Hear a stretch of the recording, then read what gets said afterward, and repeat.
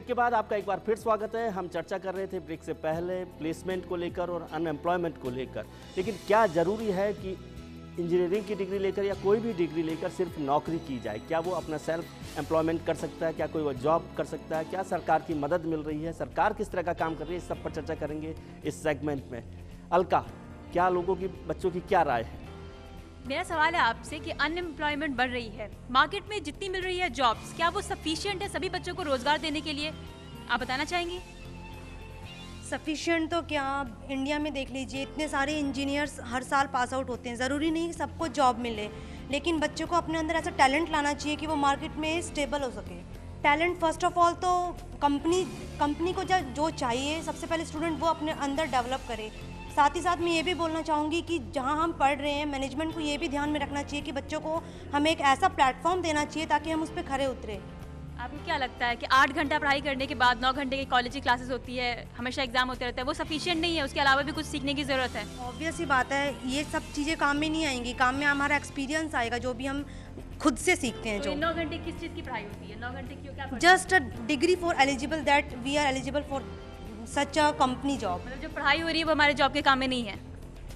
काम में है, लेकिन वो काम में नहीं है जो हमें वहाँ काम करना पड़ेगा। सबसे मेन बात होती है हमारी एक्सपीरियंस की। अगर वो हमें नहीं मिलेगा कोई भी कंपनी हमें रिक्रूटमेंट नहीं देगी। जी, एक महत्वपूर्ण बात जो निकल कर आई है उसमें भी एक सवाल सबसे इम्पॉर्टेंट ये निकल कर आता है कि जनरली इंजीनियरिंग करने के बाद जो स्टूडेंट्स हैं, वो जो लोग प्रोफेशन में जाना चाहते हैं, नौकरी में जाना चाहते हैं, वो इंजीनियरिंग के बाद एमबीए की डिग्री करना चाहते हैं या सिविल सर्विसेज के एग्ज़ाम देना चाहते हैं। तो क्या वो लोग इंजीनियरिंग की डिग्री को काफ़ी नहीं मानते या उस प्रोफेशन को इतना सम्मानजनक नहीं मानते? कि जिस तरीके से भारतवर्ष जैसे देश में जिस तरीके से क्वालिटी एजुकेशन में जो लगातार कमी आई है, अगर हम टेक्निकल की बात करें चाहे नॉन टेक्निकल की बात करें, आज जब इंजीनियरिंग की डिग्री की जा रही है तो वो उसको एक तरीके से प्रोफेशनल कोर्स माना जा रहा है। लेकिन डिग्री करने के बाद में अब जिस तरीके भारत जैसे देश में लगभग 15 लाख इंजीनियर एक साल में पास आउट होते हैं, तो आईटी सेक्टर्स के लिए इतना कंपलसरी नहीं है कि वो एक साथ 15 लाख इंजीनियर्स को जॉब दे सके।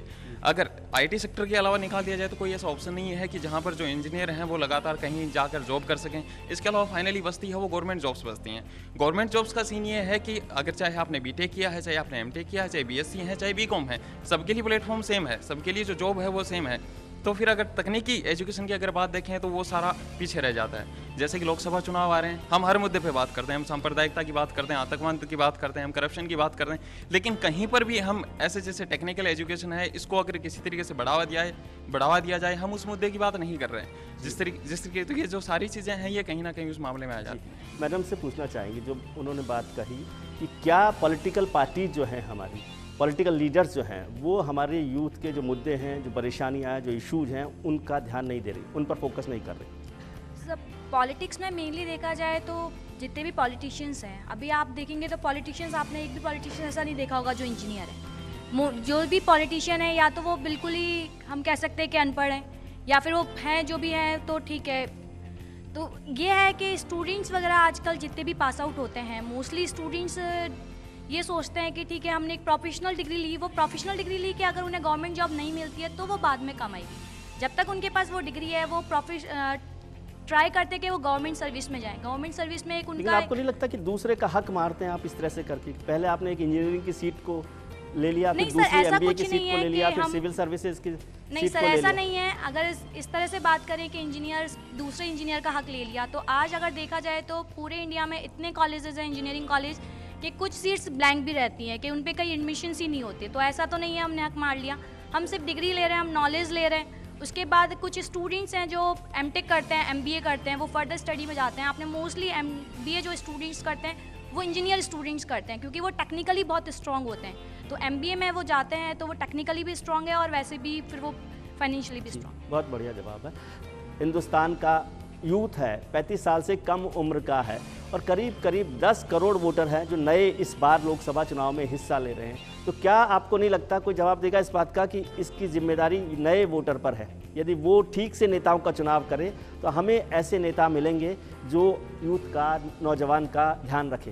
वोटर बैंक है, उसको अच्छे पॉलिटिशियंस को सेलेक्ट करना चाहिए, अच्छे पॉलिटिशियंस को ही वोट देना चाहिए। तो मैं इस बात से बिल्कुल सहमत हूँ, क्योंकि अगर हम जब तक अपनी पॉलिटिक्स को सही नहीं करेंगे तब तक डेवलपमेंट नहीं हो सकता। क्योंकि हम किसी एक पर्टिकुलर पार्ट का डेवलपमेंट नहीं कर सकते जब तक हम ओवरऑल सोचें नहीं। उसके बारे में। जैसे इसका सबसे अच्छा एग्जांपल हम ये ले सकते हैं कि जो दिल्ली में अभी सरकार आई थी अरविंद केजरीवाल जी की, वो भी एक IIT से पास आउट है, जो कि उन्होंने जब वो सरकार बनाई तो उसके बाद दिल्ली में जो डेवलपमेंट हुआ आप वो सब लोग देख सकते हैं। तो इसी वजह से मैं यही कह सकता हूँ कि जो हम सेलेक्ट कर रहे हैं अपने पॉलिटिशियंस को, जिनको हम वोट दे रहे हैं, वो हमें पहले बहुत सोच लेना चाहिए कि हम किसको वोट देने जा रहे हैं। पॉलिटिक्स में हम आज जो भी अच्छे इंसान हैं जो पॉलिटिक्स में जाना ही नहीं चाहते, हमने पॉलिटिक्स को इतना गंदा बना दिया है कि वहाँ पर कोई अच्छा इंसान जाता है, जैसे अरविंद केजरीवाल जा रहा था है, तो उसे हम जो पार्टियाँ अच्छी जो उनको एक्सपीरियंस है वो उसे गंदा साबित कर देती है कि वो अच्छा काम नहीं कर रहा और उसे हटा देती है सरकार से। इसलिए हमें अच्छे इंसानों को पॉलिटिक्स में भेजना चाहिए, ना कि ऐसे इंसानों को जो हमें सपोर्ट ना करें। कितनी उम्र है अभी आपकी? मेरी 18। आप वोटर बन गए हैं? नहीं, अभी बनेंगे। तो क्या आप वोटर बनने के बाद आप वोट डालना पसंद करेंगे या नहीं? डालना पसंद करूँ जी। कितने लोग हैं यहाँ पर, हाथ खड़ा करें, कि जो वोट डालते हैं या डालना पसंद करते हैं? या सबकी प्रायोरिटी जो है मल्टीप्लेक्स होती है वोट डालने के दिन? बहुत बड़ा फिगर है। यदि ये सब लोग वोट डाल रहे हैं तो मुझे लगता है कि हिंदुस्तान की तस्वीर बहुत जल्दी बदल सकती है।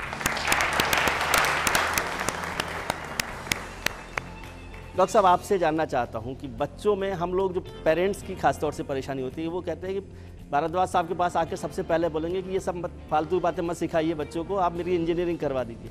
क्या आपको लगता है कि सिर्फ इंजीनियरिंग की पढ़ाई कराना ही ज़रूरी है? एक अच्छा सिटीजन बनाना, एक अच्छा नागरिक बनाना भी बहुत ज़रूरी चीज़ है। हाँ, अच्छा नागरिक बनाना एक हमारी करिकुलर एक्टिविटीज़ एक बहुत आवश्यक चीज़ इंस्टीट्यूशन के अंदर होती है। जी।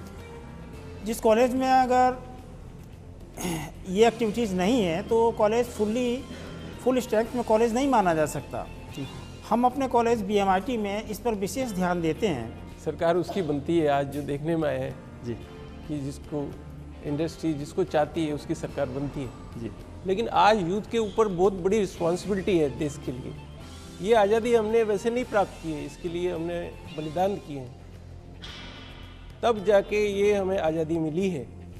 तो हमारे यूथ को मैं ये कहना चाहूँगा कि उनके पास सबसे बड़ी जिम्मेदारी है कि वो ऐसे कैंडिडेट्स को सिलेक्ट करें जिनका सपना हो कि देश को वो ऊंचाइयों तक ले जा सके, और उनका कोई क्रिमिनल रिकॉर्ड नहीं हो, उनकी सोच को परखा जाए और उसके अपना एक ऐसा डिसीजन ले यूथ कि जो पॉलिटिशियन लॉबी है, क्योंकि वो उसके भविष्य से जुड़ी हुई बात, भविष्य से जुड़ी बात। वोट देना जो है किसी दूसरे के लिए काम नहीं कर रहे हैं हम, वोट देने का काम सिर्फ हम अपने लिए कर रहे हैं, क्योंकि हम अपना भविष्य सुधारते हैं।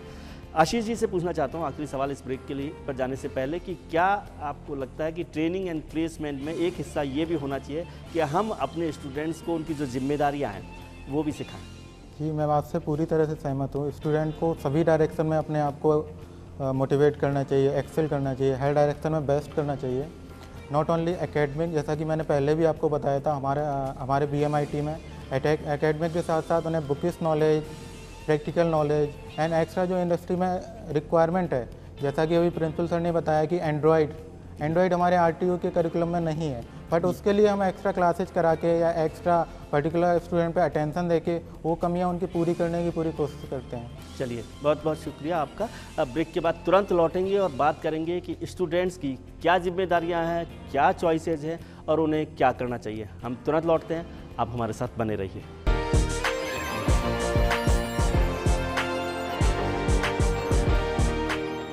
ब्रेक के बाद आपका एक बार फिर स्वागत है। हमसे है इंडिया के इस खास कार्यक्रम में आपका एक बार फिर स्वागत है। हम हैं जयपुर के प्रतिष्ठित Baldev Ram Mirdha institute of technology में। हमारे साथ बहुत खूबसूरत स्टूडेंट्स हैं, इंटेलिजेंट स्टूडेंट्स हैं और हमारे साथ एक विशेषज्ञ पैनल रहा जिसने बहुत सारे मुद्दों पर, खासतौर से इंजीनियरिंग को लेकर और अनएम्प्लॉयमेंट को लेकर चर्चा की। लेकिन अब इस वक्त बात कर रहे हैं इस सेगमेंट में हम जनरल इश्यूज़ पर कि यूथ क्या सोचता है, हिंदुस्तान का नौजवान क्या सोचता है, हिंदुस्तान के नौजवान के लिए सबसे इम्पॉर्टेंट इश्यूज़ क्या हैं। एक स्टडी के हिसाब से 48% नौजवान समझते हैं कि भ्रष्टाचार जो है वो सबसे बड़ा मुद्दा हो सकता है। लेकिन सबसे बड़ी निराशा की बात उस स्टडी में ये आई कि 42% नौजवान जो है उनकी प्रायोरिटी देश के लिए कुछ करने की है।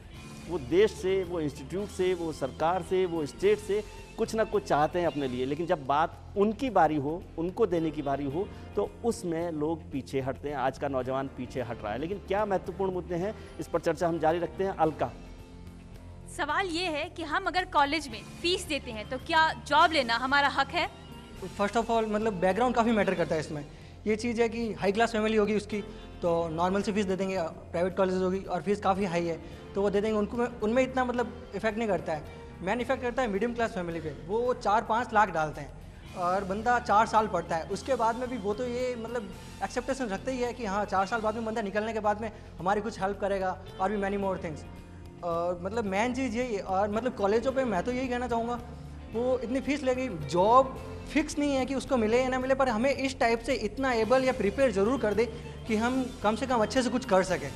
जी बहुत अच्छा सवाल है। डॉक्टर भारद्वाज, मैं बच्चों के पास जाऊँगा, लेकिन बच्चे कह रहे हैं कि जब 5 लाख रुपए वो फीस दे रहे हैं तो ये उनका हक बनता है कि उनको आप इस लायक बनाएं कि वो कुछ कर सकें। हाँ जी हाँ, कहना सही है। और जैसा कि मैंने पहले ही बताया कि हम अन्य कॉलेजों से अलग हैं, हमारा BMIT कॉलेज अन्य कॉलेजों से अलग है और हम पूरा प्रयास करते हैं, बल्कि सफलता भी प्राप्त करते रहते हैं। बच्चे को इंजीनियर बन के निकल रहा है तो उसको जो भी चाहिए, बाई चांस ऐसे लोअर फैमिली से कोई फार्मर का बेटा है तो वो फार्मर यही सोचेगा कि मेरा बेटा अब इंजीनियर बन के आ रहा है तो कुछ ना कुछ तो घर में कुछ पे करेगा। उसका बैकग्राउंड वेरी वेरी लो है ऐसे, तो किसान ऐसे, उसका फादर है वो ओल्ड ज़्यादा है तो उसकी बैकग्राउंड का भी तो देखा जा सकता है। हमको कॉलेज में ये सिखाया जाता है कि हम वर्सेटाइल फील्ड पे काम कर सके और एक इंडस्ट्री मांगती है वर्सेटाइल स्टूडेंट।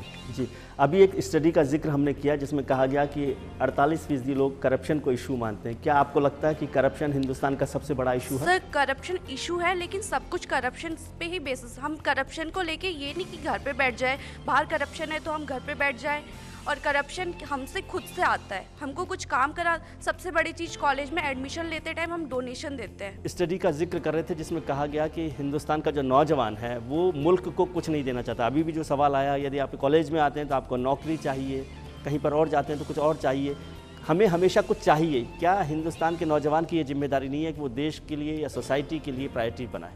हमारे पास क्वालिटी है इंजीनियर्स की, ये नहीं है कि ऑल ओवर वर्ल्ड इंजीनियर्स की जॉब्स अवेलेबल नहीं है। वैकेंसीज़ हैं, वैकेंसीज़ बहुत हैं हमारे पास all over the world, scientist, engineers, लेकिन वो क्वालिटी नहीं है। वो चाहते हैं ऑल राउंडर, क्वालिटीज़ नहीं है। अगर हमारे पास क्वालिटी है तो जॉब्स अवेलेबल हैं बहुत सारी। ये नहीं है कि गवर्नमेंट प्रोवाइड नहीं कर रही है, गवर्नमेंट की बहुत सारी ऑर्गेनाइजेशन है जो ऐसी जो इंजीनियर्स के लिए काम करती है, साइंटिस्ट के लिए होती है, स्पेशली टेक्नोलॉजी फील्ड के लिए। नहीं, लेकिन हमारा सवाल है कि ये सब तो कर ही रही है सरकार, तो नौजवान क्यों कभी ये नहीं कहता कि वो क्या करना चाहता है सोसाइटी के लिए? सोसाइटी के लिए करना चाहिए हमें, ऐसा कुछ नहीं है कि वो नहीं कहते हैं, कर रहे हैं। हमारे जो स्टूडेंट्स हैं, नौजवान हैं, जो भी हैं, पॉलिटिक्स में जाते हैं, हर एक फील्ड में जाते हैं, ऐसा कुछ नहीं है कि नहीं करते हैं, क्योंकि वो अनएम्प्लॉय हो जाएगा, नेक्स्ट ईयर और आएंगे तो वो उनकी जो सीट्स वेकेंट है या जो उनको नहीं मिली है, अनएम्प्लॉयमेंट और बढ़ेगा। सबसे बड़ा रीज़न है अनएम्प्लॉयमेंट का कि lack of entrance examination, lack of practical knowledge and lack of students qualities. हम सब लोग जो है भगत सिंह पैदा करना चाहते हैं, लेकिन पड़ोसी के घर में पैदा होना चाहिए। सबको ये उपदेश देने की तो हमारे पास बहुत बेहतरीन एक्सपर्टीज़ है। मैडम, इंजीनियर देश का भविष्य है जी। मैं ये समझती हूँ 60% इंजीनियर हैं जो हमारे देश को आगे ले जा सकते हैं। 60% योगदान है इंजीनियर्स का। लेकिन आज के जो इंजीनियर्स हैं वो क्या कर रहे हैं, हम डेली पेपर उठाते हैं, मालूम पड़ता है किसी की चैनें टूट गई, किसी ATM के अंदर से लूट लिया गया, उसका पासवर्ड हैक कर लिया, आपका बैंक बैलेंस नील कर लिया। इन सब के पीछे इंजीनियर कौन है? इंजीनियर। इंजीनियर में एनर्जी है, उसमें दिमाग है, पर वो जा रहा है गलत डायरेक्शन में। तो हमारे इंस्टीट्यूशन की और हमारी फैकल्टीज़ की जिम्मेदारी बन जाती है कि हम हमारे स्टूडेंट्स को मेंटली प्रिपेयर करें कि जो उनकी एनर्जी लेवल है उसको सही डायरेक्शन में ले जाएं, न कि गलत डायरेक्शन में। एक और जनरल इशू है खासतौर से यूथ का। वैसे तो अभी यहाँ पर जो नौजवान पीढ़ी है उसके लिए थोड़ा सा जल्दी इशू है, लेकिन नौजवानों के लिए एक महत्वपूर्ण इशू है इंटरकास्ट मैरिज को लेकर कि क्या इंटरकास्ट मैरिज करना चाहते हैं। हिंदुस्तान में थोड़ा सा सिस्टम बदल रहा है, कोई बोलना चाहता है? जी। इंटर इंटरकास्ट मैरिज यूथ की सबसे बड़ी प्रॉब्लम है, उसे फेस करना पड़ता है। पेरेंट्स एग्री नहीं होते इंटरकास्ट मैरिज के लिए। मेरी खुद इंटरकास्ट मैरिज है, मेरे पेरेंट्स एग्री नहीं हुए थे, बहुत ज़्यादा उनको समझाना पड़ा, फिर जाके एग्री हुए। इससे हमें फ़ायदा है कि हम अपने लाइफ पार्टनर को खुद सेलेक्ट करें ताकि आगे प्रॉब्लम्स ना हो। पेरेंट्स सेलेक्ट करते हैं, अच्छा ही सेलेक्ट करते हैं, लेकिन आगे जाके प्रॉब्लम्स होती हैं, लड़की को जला दिया जाता है या कुछ भी। और हम सेलेक्ट करेंगे तो हम उसे अच्छे से जानते हैं, तो आगे इस सारी प्रॉब्लम्स को हमको फेस नहीं करना पड़ेगा। जी, कोई इसके सहमत नहीं है कि इंटरकास्ट मैरिज या अरेंज मैरिज को लेकर? आज हम देखते हैं आज से 20 साल या 50 साल पहले कोई भी ऐसा केस वो नहीं हुआ था कि एक लड़की को जला दिया गया और या उसको दहेज के लिए परेशान किया गया। लेकिन आज हम देखते हैं कि लव मैरिज में आकर लोग क्या करते हैं कि शुरू में बहकावे में आकर वो साथ साथ चलते हैं, लेकिन 2-3 साल बाद जो उससे काम होना था, जो अगर किसी दूसरी मिलती है उसको या दूसरा मिलता लड़का, तो वो अपने पार्टनर के साथ अलग बिहेव करने लग जाते हैं, फिर सुसाइड्स वगैरह होते हैं। तो मैं चाहता हूँ कि इसे जो पुरानी परंपरा चली आ रही है हमारी, जो सुख और शांति हिंदुस्तान में थी वो बनी रहे, इसके लिए इंटरकास्ट मैरिज नहीं होनी चाहिए। तो ये पहले से ही हो रहा था, दहेज प्रथा होती थी और बहुत ज़्यादा परेशान किया जाता था। ये बहुत पुरानी टाइम से चला आ रहा है और बल्कि हमें खुद सेलेक्ट करना चाहिए कि हमारे लिए कौन सा लाइफ पार्टनर सही है। हमारे पेरेंट्स माना कि सही करते हैं, हमारे लिए गलत नहीं सोचते हैं, लेकिन हम किसी को साथ रह रहे हैं तो हमें पता है कि वो हमारे लिए आगे कैसा है। और ये तो 90 में से 10% ही ऐसा होता होगा कि लव मैरिज सक्सेस नहीं होती है। वो तो अपने ऊपर भी डिपेंड है कि अपन किसी के और ऐसा नहीं सोचें कि हमें छोड़ देना चाहिए अपने हस्बैंड को या वाइफ को, ये तो हमारे ऊपर भी डिपेंड है। लव मैरिज और अरेंज मैरिज दोनों पे तो 80 to 90% अरेंज मैरिज थी, सारी सक्सेस थी, और लव मैरिज इतनी कोई सक्सेस नहीं होती थी। और लव मैरिज में क्या होता है, मतलब फैमिली को फेस करना पड़ता है पीछे, और मतलब जैसे अरेंज मैरिज में कुछ भी प्रॉब्लम हो जाएगी तो अपने सारा साथ देते हैं, माँ बाप पीछे सारे समाज वाले सब कुछ। और लव मैरिज में ऑलरेडी वो अपने अगेंस्ट हो जाते हैं। आप अपने आप को कॉम्पिटेंट नहीं मानते? माँ बाप की जरूरत है आपको सहारे के लिए अरेंज मैरिज में? मानता हूँ सर, मैं तो अरेंज मैरिज के साथ हूँ सर। अरेंज मैरिज के साथ में हमारे साथ जो लोग बैठे हुए हैं वो मानते हैं कि करप्शन सबसे बड़ा इशू है। क्या इस इलेक्शन के लिए करप्शन इशू होना चाहिए? करप्शन केवल राजनीतिक में ही नहीं है, हर चीज़ में। अब हम ए फील्ड की बात करते हैं, इंजीनियर, हर कोई एडमिशन लेता है। हाई लेवल हाई रैंक वाले बच्चे गवर्नमेंट कॉलेज में एडमिशन ले लेते हैं, ठीक है। जो मीडियम रह जाते हैं, एवरेज रह जाते हैं, वो कहाँ एडमिशन ले? ओबियसली उनके पास एक ही ऑप्शन बचता है, प्राइवेट कॉलेज। प्राइवेट कॉलेज में इतने सारे हो चुके हैं जिनकी कोई गिनती भी नहीं है, और हर एक का लेवल, वो उससे हाई लेवल, वो उससे हाई लेवल, हर कोई हाई लेवल में पढ़ना चाहेगा। हाई लेवल वाला सोचेगा इसकी अच्छी एजुकेशन, अच्छा प्लेसमेंट है, आगे मेरा फ्यूचर अच्छा होगा, लेकिन नहीं है। और डोनेशन 5 लाख 10 लाख डोनेशन कहाँ दे? वो एवरेज स्टूडेंट है, एवरेज स्टूडेंट डोनेशन नहीं दे सकता। ओबियसली अपने से जो जिसकी वो एबिलिटी है वो करना चाहता है, वो हर चीज़ के लिए अच्छा है, लेकिन वो नहीं कर सकता, उसको प्लेटफॉर्म नहीं मिल रहा। करप्शन है इस चीज़ में। और देख ले एक चीज़ राजनीतिक में, देख ले एक राजस्थान का, यदि मैं कुछ करना चाहती हूँ, मैं बड़ी होकर कुछ बन गई, ठीक है, और मैं यदि मैं चाहती हूँ मैं गांव में अपना हॉस्पिटल बनाऊँ, कुछ बनाऊँ, ठीक है, वो आगे फाइल नहीं जाएगी, 10-15 दिन तक टेबल के नीचे रहती है। फाइल जाओ तो गवर्नमेंट वाले बोलते हैं हाँ मैडम हम हॉस्पिटल खोल देते हैं, उसका परसेंटेज हमें चाहिए। आप हॉस्पिटल खोल के चले जाओगे, लेकिन उनको चलाना तो हमें है ना, तो वो परसेंटेज मानते हैं, मतलब पैसे हम लगा रहे हैं।